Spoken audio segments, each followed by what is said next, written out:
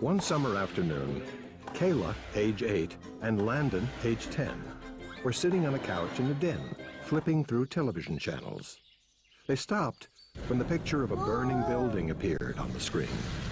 Yes, ladies and gentlemen, you are watching a terrible fire in our town. A building has been burned down by evil people today. The firemen are risking their lives to save people trapped inside the building. The firemen are real heroes. I wish I were a hero. I would love to meet a true hero. I bet Grandpa could tell us some exciting stories about lots of heroes. Let's go ask him.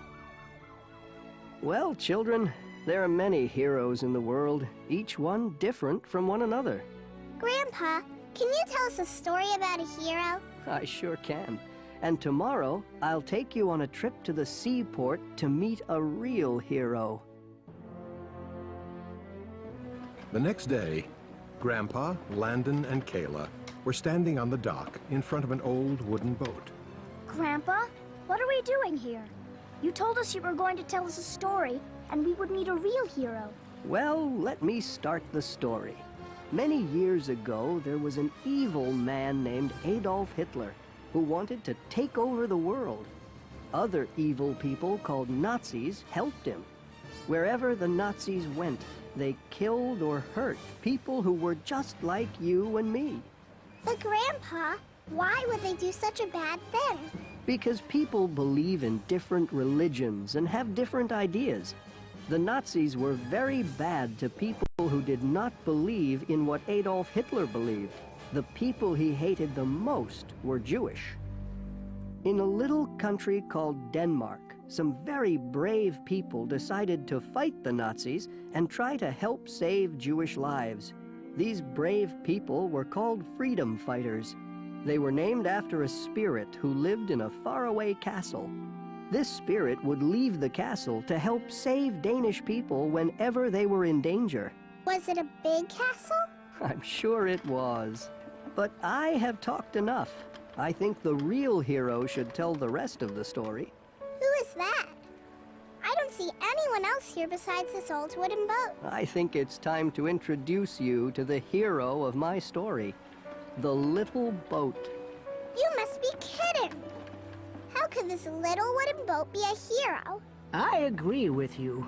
I am not a hero, but I know the rest of this story. Would you like to hear it? Yes. Pretend we are back in Denmark at the time of the Nazis. One night, a big Nazi ship came into the harbor. It started scaring the Danish ships by bragging about how many of us it had sunk. Who are you Danish ships trying to fool? You can't help the freedom fighters. We are so big and powerful that nobody can get by us. There must be something we can do to help save our people. What's the use? The Nazi boats are so much bigger and faster than us. Meanwhile, two freedom fighters had been talking to each other in the basement of a safe house where many Jewish families were hidden. The Nazis are searching for thousands of Jewish families. What can we do?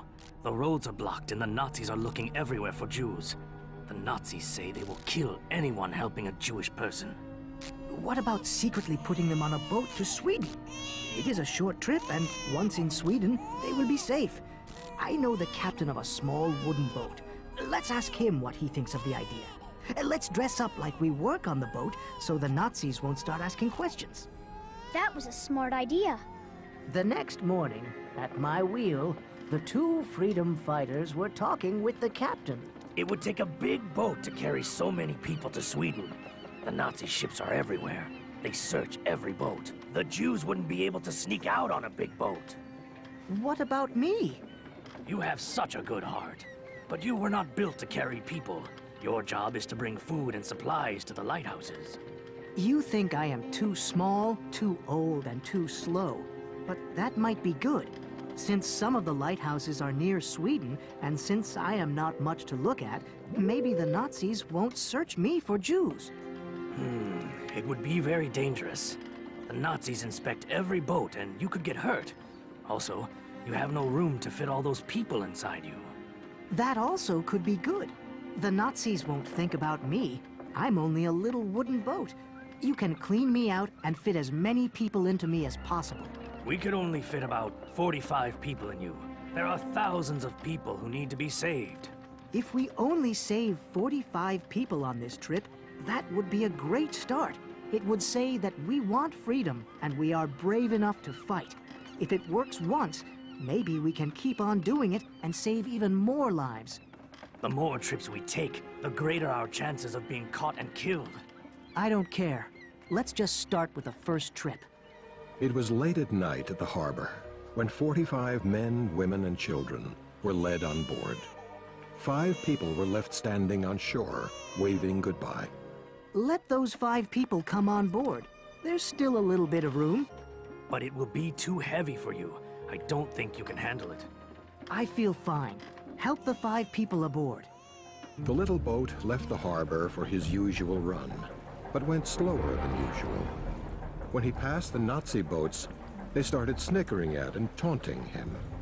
The little boat just looked straight ahead and kept going. I hope we make it. The little boat was heading toward one of the lighthouses near Swedish waters. All of a sudden, a strong spotlight was shining on him. The 50 passengers became very silent in the cramped quarters. The spotlight was coming from a Nazi warship. Where are you going? We are bringing food and supplies to the lighthouse. Is the trip too much for your boat? It looks very tired. The Nazi captain asked my captain. We must come on board and inspect your boat. Those are the rules. You can come on our boat. Everybody on board held their breath. As the Nazi captain began to board the little boat, the Nazi warship said to its captain, Look at this boat. It is an old and silly wooden boat that could never be used to help the freedom fighters. Why should we even bother to look inside it? I see it out here all the time delivering supplies to those lighthouses. Maybe you're right. The Nazi warship sped off. My passengers and I breathed a sigh of relief. The spirit must have left the castle to help save us. We landed safely in Sweden and were welcomed by Swedish rescuers. As the last 5 passengers left, they each gave me a kiss. You are truly a brave little boat. Your name should really be the Brave Little Boat. That will be the little boat's new name.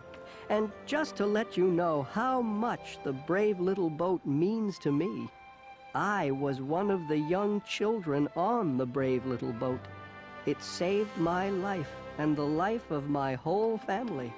The brave little boat made it possible for all of us to be standing here in America today. What a story.